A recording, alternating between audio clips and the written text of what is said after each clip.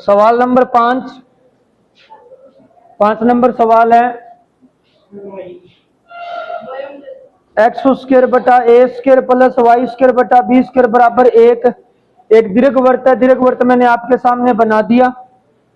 इसके अंदर हमें एक समद्विबाहु त्रिभुज बनाना है और समद्विबाहु त्रिभुज का जो एक सिरा है वो सिरा दीर्घ अक्ष का एक सिरा होना चाहिए। तो मान लेते हैं जैसे ये कोई समद्विबाहु त्रिभुज है इसमें, और इसने साफ बोला है एक सिरा, जैसे ये मान लो त्रिभुज ए बी सी है, तो इस त्रिभुज का एक शीर्ष समद्विब ये जो दीर्घवृत्त है उसका एक शीर्ष होना चाहिए, बाकी दोनों कहीं भी हो सकते हैं। इस त्रिभुज का क्षेत्रफल हमें अधिकतम करना है, महत्तम करना है ना। तो इस त्रिभुज का क्षेत्रफल लेना है और इस त्रिभुज का क्षेत्रफल लेने के लिए हमें 1/2 आधार गुणा ऊंचाई का सूत्र लगाना पड़ेगा। तो हमें इसका आधार भी ढूंढना पड़ेगा, इसकी ऊंचाई भी ढूंढनी पड़ेगी। तो हम मान लेते हैं जैसे ये बी बिंदु है, इसके निर्देशांक है मान लो एक्स वाई, ठीक है।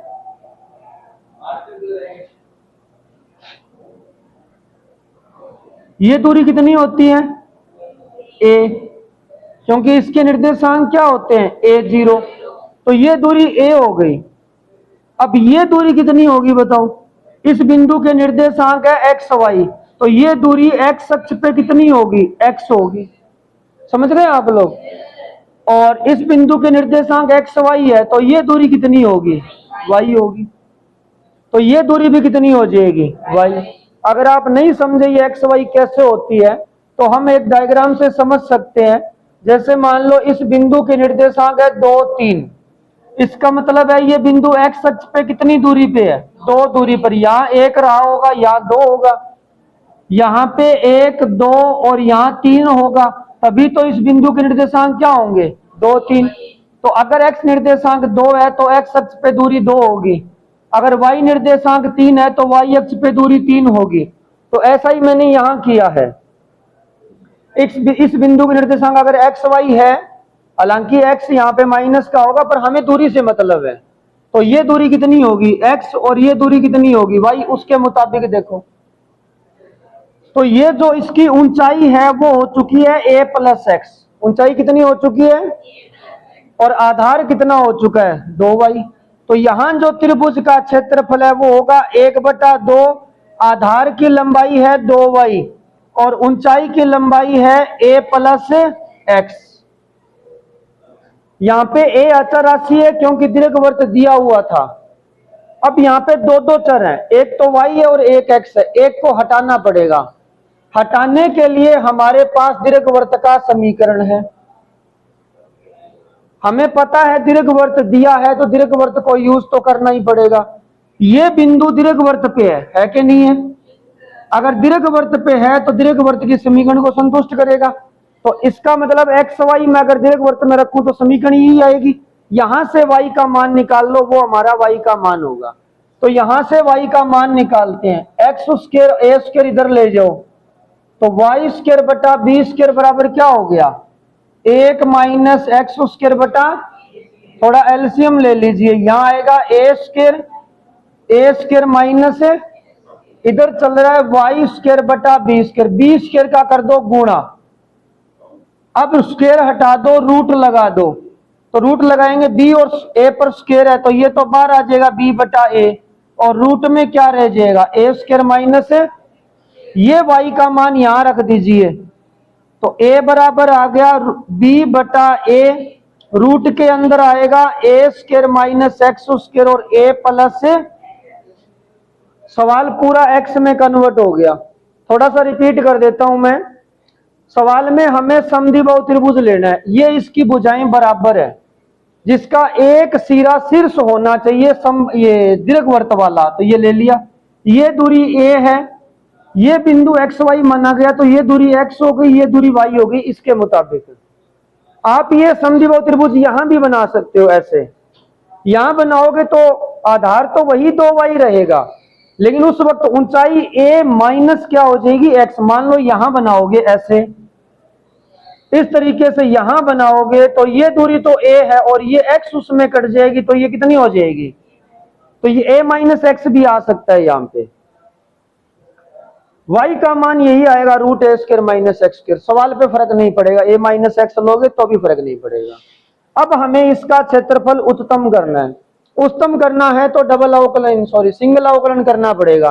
तो पहले रूट हटा देते हैं ताकि सिंगल अवकलन डबल अवकलन में समस्या ना आए। तो रूट हटा देते हैं, तो ए स्क्वायर बराबर क्या हो गया, बी स्क्वायर बटा ए स्क्वायर माइनस एक्स स्क्वायर और ए प्लस एक्स का आप रूट नहीं हटाओगे तो भी सवाल हो जाएगा, पर थोड़ी सी कैलकुलेशन मुश्किल होगी। ए स्क्वायर को पी मान दे दो। अब पी का हम लोग अवकलन कर देंगे यहां पे, और अवकलन किसके सापेक्ष होगा, तो x के सापेक्ष p का अवकलन कर रहा हूं मैं, dp अपॉन में dx। B square upon A square अचर राशि है, ये ऐसे ही रहेगा, B square upon A square first into second से करेंगे। तो फर्स्ट सीधा छोड़ देते हैं, A square minus X square. Second का अवकलन क्या होगा, एक ए प्लस एक्स का, सॉरी दो और है, दो घात और है, तो दो घात तो आगे आ जाएगी ए प्लस एक्स, और ए प्लस एक्स का अवकलन बीच में प्लस, ए प्लस एक्स का स्क्वायर फिक्स रहेगा और ए स्क्वायर माइनस एक्स स्क्वायर का माइनस 2x। चरम मानो हेतु बराबर जीरो कर दो, इसके बराबर जीरो करेंगे, ये पद किसका है, माइनस का नहीं है क्या, तो माइनस का तो उस साइड ले जाओ, ये जीरो में चला जाएगा, तो क्या बचेगा हमारे पास, A square minus X square 2a plus X, और बराबर में है a प्लस एक्स का स्क्वायर, और a प्लस एक्स की एक घात कट गई, 2 से 2 कट गया, ये a प्लस एक्स भाग में जाएगा, एक घात उड़ा देगा, बचेगा क्या, a square minus X square बराबर में a plus X into X. थोड़ा सही कर लेते हैं, A square minus X square, X का गुणा करो ए एक्स प्लस,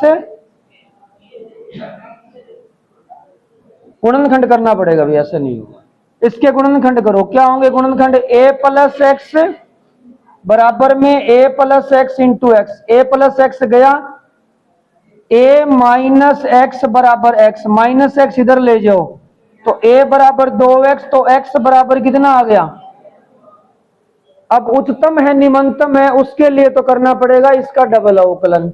डबल अवकलन तो करेंगे बाद में, या आप कर लेना, चलो मैं ही करवा दूंगा डबल अवकलन। पहले इसमें पूछा क्या है, इसमें पूछा है महत्तम क्षेत्रफल ज्ञात करो, समद्विबाहु त्रिभुज का महत्तम क्षेत्रफल ज्ञात करो।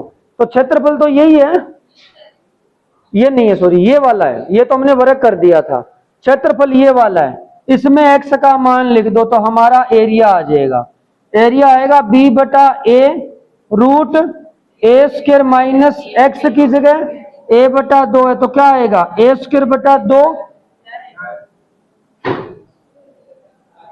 एक्स स्क्वायर है, यहाँ a स्क्वायर बटा 4, और a प्लस एक्स, एक्स की जगह थोड़ा और सही कर लेते हैं, b बटा a, ये 4a स्क्वायर 3a स्क्वायर बटा 4, तो रूट 3 बटा 2a, और a प्लस a बटा 2 कितना होता है 3 बटा 2a, ये हो गया 3 रूट 3 बटा 4, a से कट गया ab, तो ये आपका एरिया होगा 3 रूट 3 बटा 4 ab। ठीक है, उतार लो, डबल अवकलन अभी कर लेंगे, पहले एक बार ये उतार है। आयताकार आधार व आयताकार दीवारों की 2 मीटर गहरी और 8 मीटर क्यूब आयतन की एक बिना ढक्कन की टंकी का निर्माण करना है। जैसे ये अपना कमरा है, मान लो इसके छत, तो ऐसा कोई टंकी है जो 2 मीटर गहरी है, लगभग 6.5 फुट गहरी है, और 8 मीटर क्यूब उसका आयतन है। 8 मीटर क्यूब का मतलब ये हो गया कि उसमें 8000 लीटर पानी आता है, 1 मीटर क्यूब में 1000 लीटर पानी आता है। ठीक है, तो 8 मीटर क्यूब में 8000 लीटर पानी आएगा। इस टंकी का निर्माण करना है, और टंकी के निर्माण में जो आधार है उसका फर्श है, उस पे 70 रुपए पर मीटर स्क्वायर का खर्चा है, और दीवारों पे खर्चा है 45 रुपए पर मीटर स्क्वायर। तो इस टंकी को न्यूनतम लागत में बनाना है। एकदम प्रैक्टिकल सवाल है। हमें ऐसी टंकी बनानी है जिसमें 8000 लीटर पानी आए। खर्च का हिसाब हमें बता दिया, अब खर्चा कम से कम लगना चाहिए, तो बताओ उसका साइज क्या होगा। उसका साइज बताना है और उस टंकी का जो खर्चा है वो भी बताना है। तो इसके अंदर क्या दिया आपको, टंकी का आयतन दिया है 8 मीटर क्यूब और टंकी की गहराई दी है, गहराई का मतलब ऊंचाई दी है 2 मीटर। समझ गए आप लोग।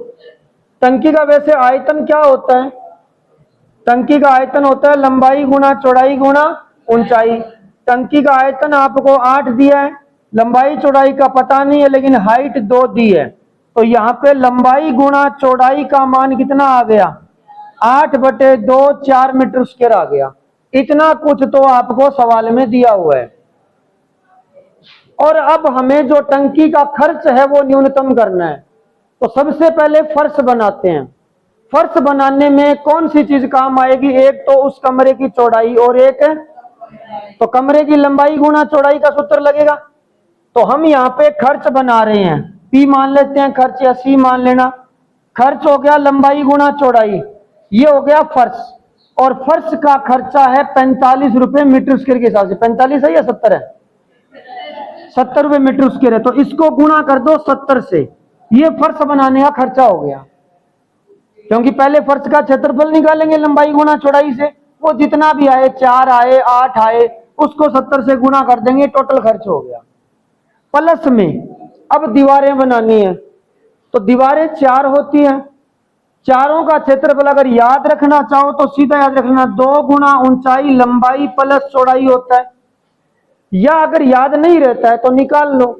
जैसे ये दीवार है, इस दीवार को बनाने में एक तो चौड़ाई है और एक क्या है, ऊंचाई। तो चौड़ाई गुना ऊंचाई, चौड़ाई गुना ऊंचाई, मैं लिख देता हूं चौड़ाई गुना ऊंचाई, चौड़ाई गुना ऊंचाई 2 हो गए। प्लस में अब इस दीवार की बात करते हैं, इधर वाले की। इस दीवार में कमरे की लंबाई है और कमरे की चौड़ाई है, ये कमरे की, तो लंबाई गुना ऊंचाई। और ऐसे ही सेम इधर वाली दीवार है, तो यहां होगा 2 लंबाई गुना ऊंचाई। इसमें अगर 2 ऊंचाई कॉमन ले लें तो अंदर बचेगा b प्लस में l, तो 2 गुना ऊंचाई लंबाई प्लस चौड़ाई। ये कमरे की चारों दीवारों के क्षेत्रफल का सूत्र हो गया, या हाथों हाथ तैयार कर लेना जैसे मैंने बताया वैसे। समझ गए। इसको गुणा किससे करना है, 45 से, क्योंकि 45 रुपए के हिसाब से खर्च आता है। अब इसमें जिस जिसका मान आपको पता है उसका लिख दो। चर एक ही रहना चाहिए, 3 चर थे, 2 थे सॉरी, लंबाई और चौड़ाई। हाइट तो फिक्स कर दी ना। गहराई कितनी बनानी है, 2 मीटर। गहराई कितनी बनानी है, मतलब आपने जी की टंकी या कुंड है बा गहरी कितनी बनानी है, बात तो फिक्स कर दी, 2 मीटर ज्यादा कौन बनानी, लगभग 6-6.5 फुट हो गया। लंबाई चौड़ाई कितनी रखनी है ताकि उसमें 8000 लीटर पानी आए और खर्चा भी कम से कम हो, ये सवाल है। एकदम अपनी डेली लाइफ से जुड़ा हुआ सवाल है। तो लंबाई चौड़ाई कितनी भी कर सकते हैं, इसका मतलब दोनों चर है, चेंज हो सकते हैं। तो यहाँ L और B दोनों चर है, एक हटाना पड़ेगा, हटाने के लिए ये दिया हुआ। तो यहां से बोलिए B का मान क्या आएगा, 4/, वो इसमें रख दो P, L का L, B का मान रख दो 4/L गुणा में 70। 2 H का मान आपको दिया हुआ है कितना है, 2। L B का मान रख दो 4/L गुणा 45। थोड़ा सा सही कर दो, ये 70 चौके 280, 45 चौके 180 गुणा में L प्लस में 4/L। ये आपका कॉस्ट फंक्शन आ गया, खर्च का फलन आ गया। इसमें चर कौन सा है, तो L के सापेक्ष अवकलन होगा, तो dp/dl। 280 का अवकलन तो 0 हो गया, 45 चौके 180 से ये 180 बाहर रहेगा। L का अवकलन है 1, 4/L का 4/L स्क्वायर, 1/L का माइनस 1/L स्क्वायर, बराबर में चर मानो एक तो बराबर 0 कर दो। 180 तो गया 0 में, तो 1 बराबर में 4/L स्क्वायर, तो L का मान कितना आ गया, वैसे तो -2 भी आएगा पर -2 लंबाई नहीं होती तो इग्नोर कर दिया, तो L का मान यहाँ 2 आ गया। अब अधिकतम न्यूनतम का फैसला तो डबल अवकलन करता है, इसका डबल अवकलन कर दो क्या आएगा बताओ, 1 का अवकलन 0, माइनस 1/L² का अवकलन, माइनस 2 घात ऊपर जाएगी 2 घात माइनस दो आगे आएगी तो किसका हो जाएगा, और प्लस का आएगा तो एरिया क्या हो गया, मिनिमम। बस इतना ही है। तो L का मान 2 आ गया। अब L का मान 2 इसमें कर दो तो B का मान भी कितना आएगा, 2 आएगा। H का मान भी कितना है, वो टंकी 2 मीटर गहरी 2 मीटर लंबी 2 मीटर चौड़ी बढ़ेगी, तो आयतन 2 गुना 2 गुना 2 8 हो जाएगा। उस वक्त इसका खर्च निम्नतम होगा। खर्चा कितना है, निम्नतम खर्चा ये पड़ा, इसमें मान रख दो 280 का 280 180, L का मान 2 4/2, ये हो गया 280 180 2 + 2 4 180 चौका 720 280 हजार रुपया लगा टंकी बनाने में, समझ गए। अब उतार लो। 7 नंबर सवाल है, एक वृत्त और वर्ग के परिमाप का योग k है। वृत्त और वर्ग का परिमाप, वृत्त का परिमाप क्या होता है 2πr, और वर्ग का क्या होता है 4 × भुजा, बराबर में क्या मान लेते हैं k। ये वृत्त की त्रिज्या, ये वर्ग की भुजा है, ऐसा सवाल में बोला गया है। तो इस सवाल में दोनों के परिमापों का योग k दिया है, तो अचर कौन है, यहां पर k अचर है। अब ये कह रहा है इनका सम्मिलित क्षेत्रफल न्यूनतम करो, न्यूनतम करना है या अधिकतम करना है, इसका सम्मिलित क्षेत्रफल न्यूनतम करना है, तो हमें इसका एरिया लेना है, और एरिया का फॉर्मूला क्या होता है πr² और भुजा स्क्वायर। अब इसमें चर तो 2 आ गए r और x, एक हटाने के लिए ये दिया है, तो यहां से दोनों का ही मान निकालना आसान है, चाहे x का निकालो 4 का निकालो कोई फर्क नहीं पड़ेगा, इसमें कोई ज्यादा मैटर वाली बात नहीं है। तो मैं यहां से x का मान निकाल रहा हूं, 4x = k - 2πr, 4 का लगा दो भाग, ये x का मान यहां रख दीजिए। सिंपल सा सवाल है, a = πr², x का मान k - 2πr का होल स्क्वायर और बटे में 16। कुछ ज्यादा इसमें करने की आवश्यकता नहीं है, नॉर्मल सा अवकलन कर दो। तो यहाँ पे dA/dr करेंगे, πr² का अवकलन 2πr, इसमें 2 घात आगे आ जाएगी, पहले 2 × k - 2πr बटे 16। अब k का तो 0 हो जाएगा, -2πr का -2π, 2 × 2 = 4, 4 को 16 से काट दो 4, चरम मानो हेतु बराबर 0 कर दो।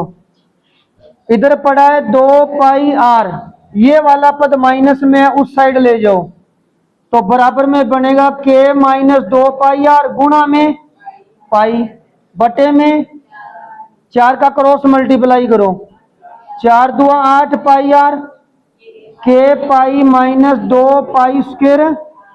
हमें यहां से r का मान निकालना है, पाई तो हर जगह काट ही दो, 1 पाई बच जाएगा भाई, यहां पे 1 पाई बच गया क्योंकि यहाँ π² था, या यहां से पाई पे पाई काट देना, ये पाई मान लो भाग में गया कट गया, क्या बच्चा एक बार दोबारा लिख देते हैं, 8r बराबर में k - 2πr, 2πr इधर ले आओ, 8r प्लस में 2πr बराबर में k, यहां से r का मान निकालते हैं, 8 कॉमन ले लेते हैं, 8 + 2π बराबर k, तो r का मान आ गया k बटे में 8 प्लस में, सही आया क्या, कुछ 4 वगैरह रह नहीं गया क्या,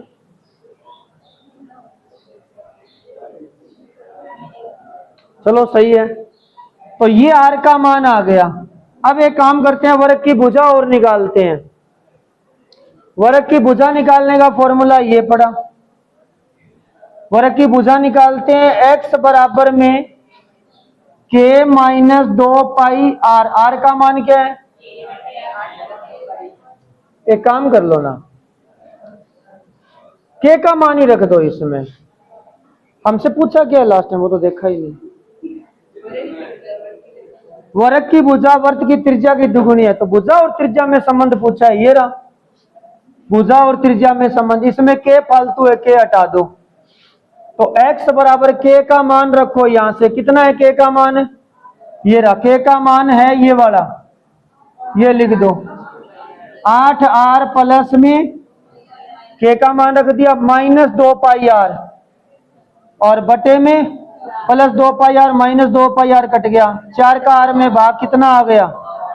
तो बस वर्ग की भुजा त्रिज्या की दुगुनी है, सिद्ध हो गया। डबल अवकलन। किसी आयत के ऊपर बने अर्धवर्त, आयत के ऊपर एक आधा वर्त बना हुआ है और ऐसे आकार वाली एक खिड़की है, जैसे अपने ये खिड़की है, ये आयताकारी है और इसके ऊपर ऐसे एक अर्धवर्त और बना हुआ है। इस आकार की कोई खिड़की है, खिड़की का संपूर्ण परिमाप 10 मीटर है। तो पूर्णतया खुली खिड़की से अधिकतम प्रकाश आने के लिए खिड़की की विमाएं बताओ। इस तरह की एक आयताकार खिड़की है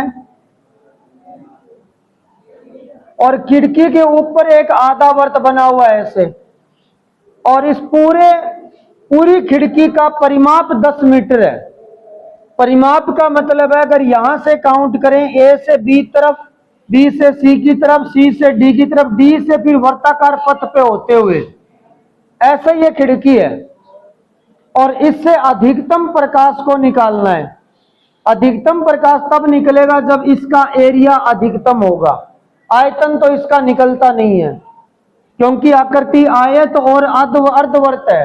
आयत का कभी आयतन नहीं होता, वर्त का कभी आयतन नहीं होता। आयतन के लिए 3 विमाएं चाहिए, आयत में 2 ही होती है, लंबाई और चौड़ाई। तो अधिकतम प्रकाश तब निकलेगा जब इसका एरिया अधिकतम होगा। हमें दिया क्या है, हमें दिया इसका परिमाप, ये टोटल, ये परिमाप 10 मीटर दिया है। तो हम इसकी लंबाई मान लेते हैं 2x है और इसकी चौड़ाई, या एक काम कर लो, इसकी त्रिज्या r मान लो।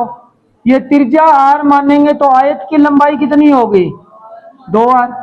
वो तो एक ही बात है, चौड़ाई 2x मानोगे तो त्रिज्या x हो जाएगी। ये y मान लो तो ये भी कितनी हो गई y। अब हमें परिमाप जोड़ना है, ये परिधि कितनी होगी बताओ। टोटल परिधि 2πr होती है तो आधी परिधि कितनी होगी। अब सवाल में दिया है परिमाप, परिमाप यहां से जुड़ना शुरू होगा a से, तो y प्लस में 2r प्लस में y, फिर इधर चलना है, फिर क्या जुड़ेगा πr, और बराबर में कितना मीटर है। ये परिमाप नहीं जुड़ेगा, ये खिड़की के अंदर का हिस्सा है, खिड़की ऐसे चारों तरफ का परिमाप जुड़ेगा। तो y 2r y और πr, ये है 10 मीटर। थोड़ा सही कर लेते हैं इसको, y और y हो गया 2y प्लस में 2r प्लस में πr बराबर, यहां से y का मान निकालना आसान है तो y का मान निकाल के ही छोड़ देते हैं, ये इधर ले जाइए। 2y बराबर हो गया 10 माइनस 2r माइनस πr, भाग में क्या लग जाएगा, ये y का मान निकाल के छोड़ दिया। अब इसका एरिया अधिकतम करना है तो हम यहाँ पे एरिया लेंगे। एरिया हो गया आयत का तो लंबाई गुना चौड़ाई, तो 2ry लंबाई गुना चौड़ाई, और वर्त आधा है तो आधे वर्त का क्या होता है πr² बटा। अब इसमें जो y का मान निकाला था वो रख दीजिए और हमारा पूरा सवाल r में हो जाएगा। तो मैं यहाँ y का मान रख रहा हूं, a बराबर में है 2r और y का मान ये लिखना है।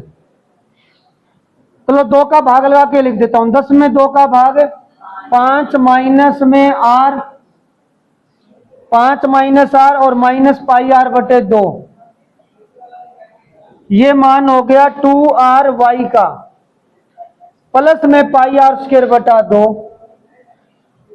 अब इसका अवकलन किसके सापेक्ष होगा, चलो r के सापेक्ष अवकलन करने से पहले गुणा करो r का, 2r का गुणा करो, 2 पंजा 10r माइनस 2r², 2 से 2 कट जाएगा, कितना आएगा πr² प्लस 1 बटा 2 माइनस πr² और 1 बटा 2 πr², ये और थोड़ा सही करो, माइनस का 1 बटा 2 πr²। अब r के सापेक्ष अवकलन कर दो, 10r का अवकलन 10, 2r² का 4r और ये πr। चरम मानो ये तो बराबर 0 कर दो। इसका डबल अवकलन तो आसानी है, डबल अवकलन सिंपल ही है। 10 का 0 माइनस 4r का कितना होगा -4, माइनस πr का तो नेगेटिव आ गया। नेगेटिव आ गया तो एरिया क्या हो जाएगा, मैक्सिमम। अब बराबर 0 कर दिया, आर का मान निकालना है। इसमें माइनस आर कॉमन है, माइनस आर कॉमन है, 4 प्लस पाई बराबर 0। ये वाला पद उधर ले जाओ, तो 10 बराबर r into 4 plus pi, 4 plus pi का भाग दे दो, आर बराबर आ गया 10 बटे में 4 प्लस पाई। ये आर का मान इसमें रख देना, किसका मान आ जाएगा, वाई का। इसकी विमा पूछी थी, वर्त की त्रिज्या आर आ गया, चौड़ाई और बता देना, लंबाई 2r है, 2r का मतलब 2 से गुणा कर देना, y का मान चौड़ाई पूछी है तो y का मान ये रहा, इसमें r का मान कर देना, ठीक है, उतार लो। खिड़की बीमा पूछी है, बीमा बता दे। 9 नंबर सवाल शुरू कर दे। त्रिभुज की भुजाओं से a और b दूरी पर स्थित त्रिभुज के कर्ण पर एक बिंदु है, सिद्ध कीजिए कर्ण की न्यूनतम लंबाई ये है। ये सवाल बहुत साल पहले किया हुआ है तो थोड़ा देख लेना, गलत हो सकता है। जैसे ये कोई समकोण त्रिभुज है, कोई भी समकोण त्रिभुज मान लेते हैं, जैसे OPQ है। इस समकोण त्रिभुज में कर्ण पे कोई बिंदु है, ऐसे मान लेते हैं ये कोई R बिंदु है। ये जो बिंदु है, इधर ध्यान दे लो पीछे वाले, ये बिंदु दोनों भुजाओं से A और B दूरी पर है। ये नहीं बोला लंब से A दूरी पर है या आधार से A दूरी पर है, तुम कोई सा भी लिख सकते हैं। इससे मान लो ये A दूरी पर है और इससे B दूरी पर है। ये मान लो एक बार x अक्ष है, ये y अक्ष है, ये मूल बिंदु अगर मान ले तो इस बिंदु के निर्देशांक क्या हुए बता सकते हो क्या? x अक्ष पे दूरी क्या है इसकी, a, तो इसका निर्देशांक हो गया a, और y अक्ष पे दूरी क्या है, तो ये निर्देशांक हो गए b। तो इस सवाल में कर्ण की लंबाई को न्यूनतम करना है। सवाल में लिखा है कर्ण की लंबाई को न्यूनतम करो, इधर ध्यान दे लो सारे। तो कर्ण इसमें PQ है, हमें सिर्फ 2 ही बातें दी है कि ये जो कर्ण पे बिंदु है वो बाकी दोनों भुजाओं से A और B दूरी पर है। आप ये दूरी A भी ले सकते हो, B भी ले सकते हो, तो इसके निर्देशांक BA हो जाएंगे। हालांकि हमें निर्देशांक से ज्यादा मतलब नहीं है, हमें कर्ण की लंबाई निकालनी है। तो कर्ण की लंबाई इसमें 2 हिस्सों में है, तो एक बार मैं ये थीटा मान लेता हूं और ये थीटा चेंज हो सकता है। तो इस सवाल में थीटा चर है। कैसे पता चला ये चेंज हो सकता है? इसने बोला कर्ण की न्यूनतम लंबाई बताओ, तो कर्ण छोटा बड़ा हो सकता है। कर्ण मान लो अभी ये 10 सेमी का है, हमें इसकी न्यूनतम लंबाई निकालनी है, इसका मतलब ये छोटा बड़ा हो सकता है। अगर मैं कह दूं किसी शंकु का उच्चतम आयतन बताओ, तो इसका मतलब आयतन कम ज्यादा करके फिर तो देखेंगे ना उच्चतम कहां हो रहा है। तो इसका मतलब ये कर्ण ऐसे छोटा बड़ा ऐसे हो सकता है, ऐसे हो सकता है, यहां भी बन सकता है। अगर कर्ण छोटा बड़ा होगा तो इसका मतलब कौन भी, एक तो यहाँ है और एक ये ऐसे बन जाएगा, तो ऐसे बनेगा तो कौन ज्यादा हो जाएगा, तो यहाँ थीटा चर है। अब हम एक काम करते हैं, ये जो त्रिभुज है ये वाला, यहां मान लेते हैं S है, इसमें हमें ये लंबाई चाहिए क्योंकि हमें कर्ण की लंबाई तक पहुंचना है। तो कर्ण की लंबाई इतनी तो ये है, बाकी इधर रह गई। तो ये कोण अगर थीटा है तो ये भी कितना होगा, थीटा। तो आधार हमें पता है, कर्ण हमें पता लगाना है, तो सूत्र कौन सा लगेगा? आधार पता है, कर्ण पता लगाना है, तो आधार और कर्ण किस में आते हैं? तो यहां लिखा जाएगा cos थीटा बराबर आधार बटे कर्ण। ये आधार है a और कर्ण की लंबाई है QR, तो यहां से QR इधर भेज दो, ये आ गया a बटे में, तो a sec थीटा हो गया, cos ऊपर चला गया, ये QR की लंबाई है। अब सेम इसी तरीके से इसमें लगाएंगे।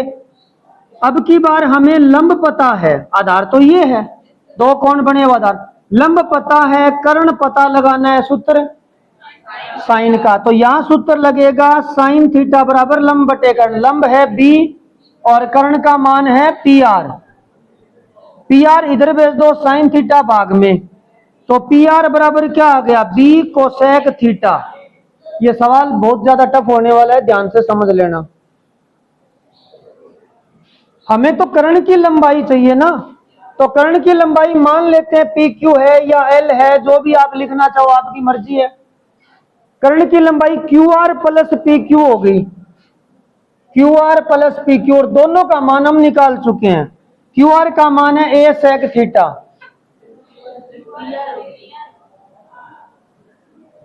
Q R plus P R, ठीक है। क्यू आर का मान ए सेक थीटा और पी आर का मान बी कोसेक थीटा। यहां पे थीटा के सापेक्ष अवकलन कर देते हैं। ए का ए सेक थीटा का अवकलन क्या होता है, सेक थीटा का अवकलन सेक थीटा टेन थीटा होता है, और कोसेक थीटा का अवकलन माइनस कोसेक थीटा, और इसका डबल अवकलन भी करना है, वो देखेंगे, जगह बचेगी, टाइम बचेगा, मूड होगा तो। फिलहाल तो ये सिंगल अवकलन है। चरम मानो ये तो बराबर जीरो कर दो, यहां से बराबर जीरो करेंगे, ये इस साइड भेज दो, तो ये बना ए सेक थीटा टेन थीटा बराबर बी कोसेक थीटा। यहां से हमें चर का मान निकालना होता है, ये बहुत जरूरी बात है, कई बार हम भूल जाते हैं यहां से किसका मान निकालना है। तो जो चर है उसका मान निकालना होता है। चर वाले एक जगह करो, ये थीटा वाले, तो ए बटा बी, ए तो इधर भेज दो, थीटा एक जगह कर दो, तो ये बन गया सेक थीटा टेन थीटा, बटे में आएगा कोसेक थीटा कोट थीटा बराबर बी बटा, ये थीटा एक जगह करते हैं, साइन कोस में चेंज करके सबकी शक्ल एक जैसी कर देते हैं। तो पहले सेक को लिखते हैं एक बटा कोस थीटा, टेन को लिखते हैं साइन थीटा बटे, इस कोसेक थीटा को लिखेंगे एक बटा साइन थीटा, साइन कहां जाएगा ऊपर, तो यहां आ जाएगा ऊपर साइन थीटा। कोट थीटा को लिखेंगे कोस थीटा बटे साइन है, वो कहां जाएगा ऊपर, बराबर में बी बटा, अब ऊपर साइन की पावर 3 हो गई, साइन बटा कोस होता है 10, तो 10 की पावर 3, तो यहां पे टेन थीटा बराबर आ गया, सॉरी 10 की पावर 3 थीटा बराबर आ गया बी बटा ए। यहां से अगर टेन थीटा का मान निकालना चाहें तो बी बटा ए की पावर 1/3, यानी ये हम कह सकते हैं बी की पावर 1/3 ए की पावर 1/3, ये टेन थीटा का मान है। डबल अवकलन तो है बाद की बात है। इसने कहा है सवाल में बोला है कर्ण की न्यूनतम लंबाई ये है, बताओ लंबाई कौन सी थी कर्ण की, यही थी ना, कर्ण की लंबाई तो यही है, न्यूनतम तो चलो डबल अवकलन से साबित होगा। तो कर्ण की न्यूनतम लंबाई निकालनी है तो आपको टेन थीटा का मान ये करना पड़ेगा इस लंबाई में। अब इस लंबाई में टेन है ही नहीं, टेन थीटा का मान आया एक बी बटा ए की पावर 1/3। ये जो भी मान आया है, जैसे हमने पिछले सवालों में समद्विबाहु त्रिभुज का क्षेत्रफल निकाला था 3√3 बी बटा 4 बी बटा ऐसा करके निकाला था ना। हम जब भी मान लो किसी चीज का मान निकालते हैं लास्ट में, तो जो उत्तर आता है वो वापस रखते हैं यहाँ पे। तो अब हम ये वापस रखने वाले हैं, पर यहाँ तो सेक और कोसेक है, यहाँ टेन है, 10वीं क्लास का तरीका लगेगा। टेन का मान है लंब बटे आधार, सेक और कोसेक के लिए कर्ण चाहिए तो कर्ण ढूंढना पड़ेगा। तो यहां पे ये आपका लंब मान सकते हो, ये आधार, तो हमें कर्ण निकालना पड़ेगा। कर्ण स्क्वायर बराबर लंब स्क्वायर प्लस आधार स्क्वायर। लंब स्क्वायर का मतलब इसका स्क्वायर, इसका वर्ग क्या होगा बताओ, ये लंब है, स्क्वायर करना है, बी की पावर 2/3, तो बी की पावर 2/3 ए की पावर आधार आधार ए की पावर 1/3 है। ये कर्ण का स्क्वायर है, स्क्वायर हटा दो, क्या लगा दो, ये कर्ण आ गया। अब इसमें मान रखने वाले हैं लंबाई एल, यही जगह बच रही है तो यहां लिख देता हूं ए का ए, सेक थीटा होता है कर्ण बटे आधार, कर्ण बटे आधार, कर्ण ये रहा, रूट के अंदर बी की पावर 2/3 ए की पावर 2/3, कर्ण बटे आधार, आधार क्या है ए की पावर 1/3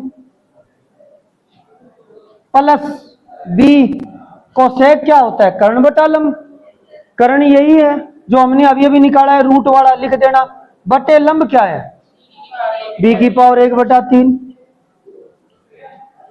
ए की पावर 1 और ए की पावर 1/3 ऊपर ले जाओ, माइनस में हो जाएगी। तो ए की पावर 1 में से 1/3 घटेगी तो ए की पावर बचेगी कितनी, 2/3। रूट के अंदर बी की पावर 2/3 प्लस ए की पावर 2/3, ये भी 1/3 घटेगी तो क्या बचेगी, बी की पावर 2/3। रूट में वही ए की पावर 2/3 बी की पावर 2/3। इन दोनों पदों में क्या चीज सेम है जो हम कॉमन निकाल सकें, ये रूट कॉमन है ना, रूट बाहर निकाल दीजिए। रूट के अंदर जो भी है वो लिख देते हैं, ए की पावर 2/3 बी की पावर 2 बटा क्या बचा, ए की पावर 2/3 बी की पावर। अब जरा इसको ध्यान से देखो, क्या ये दोनों सेम नहीं है, इस पे घात 1 और इस पे घात कितनी है, आधी, मिलके कितनी होगी, 1.5 होगी। यही आपका आंसर है, उतार लो। नंबर सवाल है, त्रिज्या दी हुई है 10 मीटर, आर बराबर है 10 मीटर।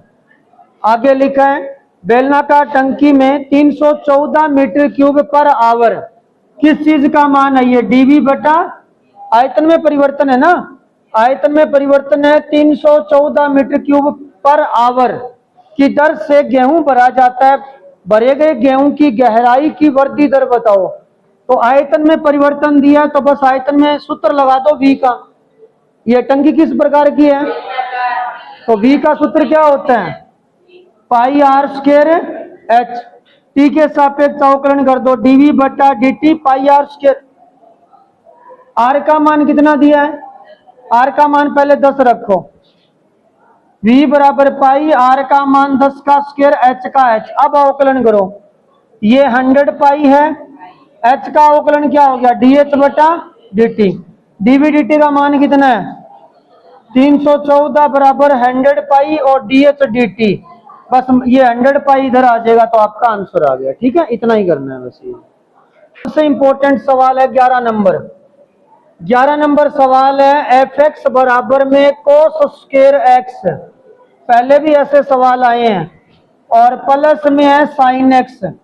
एक्स बिलोंग करता है 0 से पाई में, निरपेक्ष उच्चतम निम्नतम मान बताना है। क्या तरीका रहेगा बताओ, पहले सिंगल अवकलन करेंगे, डबल अवकलन करना पड़ेगा क्या इसमें, तो सीधा सिंगल अवकलन करना है। एफ डैश एक्स बराबर कोस स्क्वायर एक्स का अवकलन है और कोस एक्स का अवकलन है और साइन एक्स का अवकलन कोस एक्स। हाँ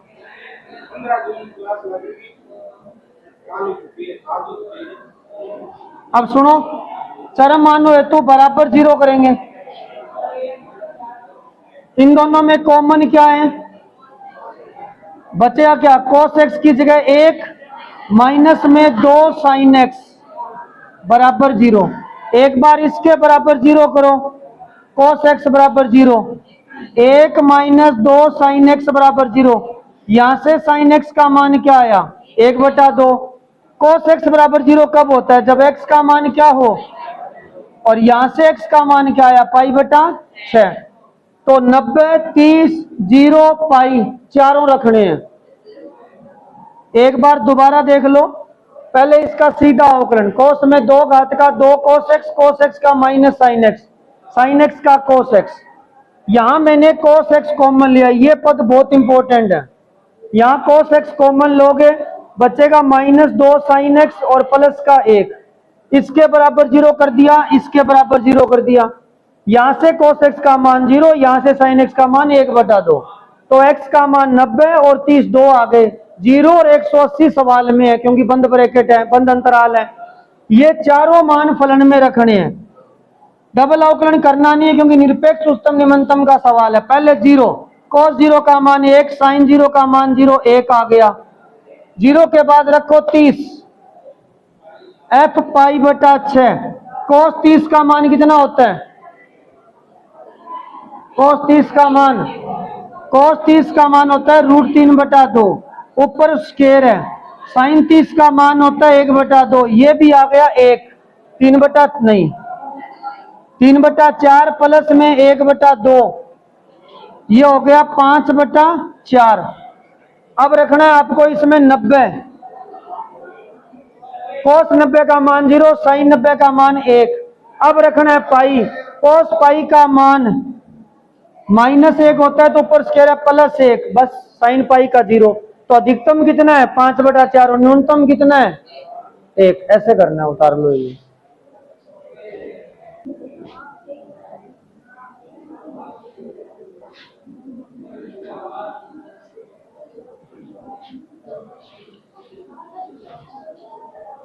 ये सवाल है, ये अपने आप में विशेष सवाल है, ऐसा पहले नहीं आया और अब आएगा भी नहीं।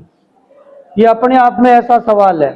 ये कह रहा स्थानीय उच्चतम बिंदु बताओ, स्थानीय निम्नतम बिंदु बताओ और नति परिवर्तन बिंदु बताओ। नत परिवर्तन या नति परिवर्तन बिंदु।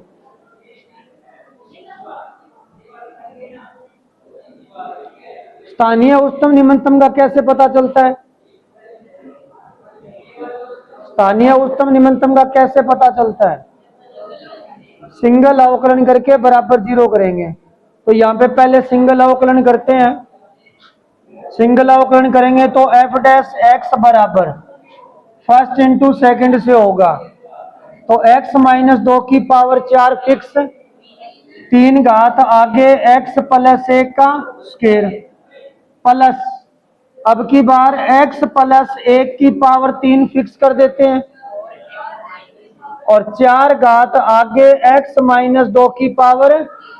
ऐसे सवालों में आपको बोला था कॉमन लेना है, तो कॉमन यहाँ पे x - 2 की घात तो आ रही है 3 कॉमन, x - 2 की घात 3 और x + 1 पे घात 2, इसकी 3 पावर कॉमन है। तो यहाँ पहले 1 तो बचेगा 3 और क्या बचेगा x - 2, ये 2 घात बाहर गई, इसकी 2 घात कॉमन है तो अंदर घात बचेगी 4 इंटू x + 1, ये 3 पावर बार है, यही बचेगा।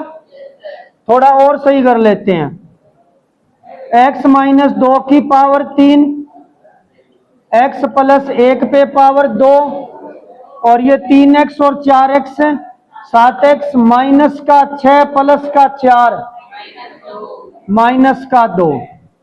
चरम मानो हेतु बराबर 0 करेंगे, बराबर 0 करेंगे। यहां से x का मान आएगा 2, यहां से x का मान है और यहां से x का मान क्या आएगा 2/7, ये 3 मान आ गए।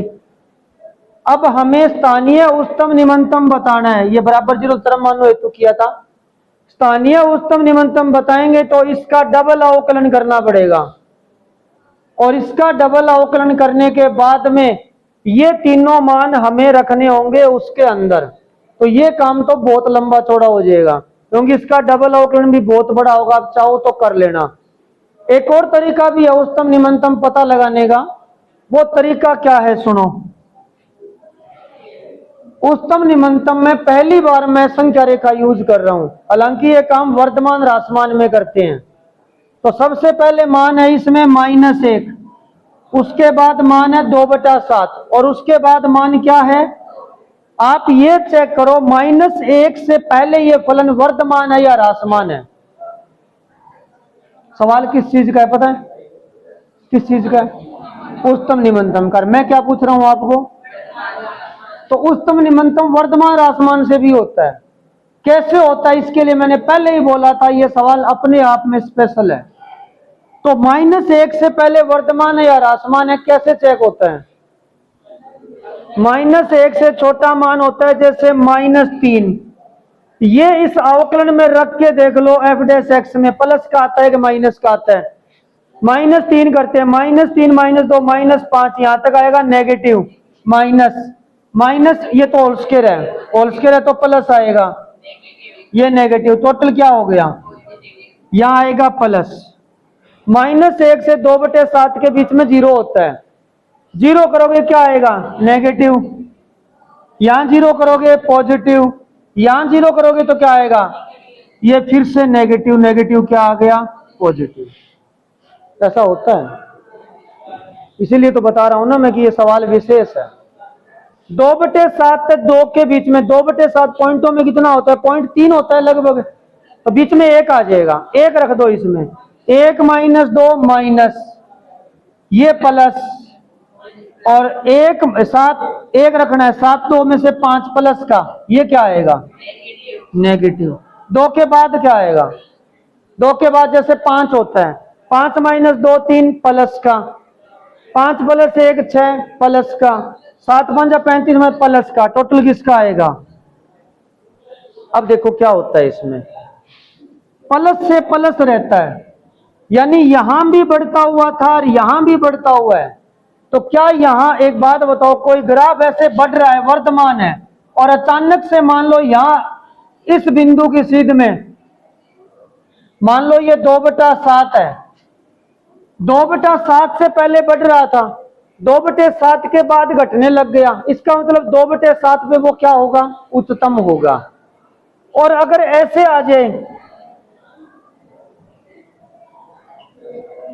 यहां 2/7 है, यहां 2 है, 2 से पहले तो घट रहा है लेकिन 2 के बाद बढ़ने लग गया, इसका मतलब क्या हुआ, 2 पर क्या है, निम्नतम है। तो पहले वर्धमान बाद में ह्रासमान, ये रहा पहले वर्धमान बाद में ह्रासमान, तो 2/7 पे मैक्सिमम है, क्या है मैक्सिमम। यहां घट रहा है 2/7 के बाद, ये 2/7 है, घट रहा है, उसके बाद बढ़ने लग गया, 2 के बाद, 2 के बाद पॉजिटिव हो गया था ये, इसका मतलब 2 पे क्या है, -1 पे क्या हुआ, पहले बढ़ रहा था फिर और बढ़ने लग गया, इसका मतलब क्या हुआ, यहां ना तो ये उच्चतम है और ना निम्नतम है, इसे बोलते हैं नत परिवर्तन बिंदु, मतलब यहां पे कुछ नहीं हुआ। तो ये आपके फाइनल डिसीजन है, फाइनल आंसर है, -1 पे कोई परिवर्तन नहीं होगा, 2/7 में मैक्सिमम होगा, 2 पे मिनिमम होगा। मिनिमम मैक्सिमम कितना है फलन में मान रख के देखना, पता करना पड़ेगा, फिलहाल इसमें पूछा नहीं है मैक्सिमम, बस इतना ही पूछा था कहां है, ठीक है।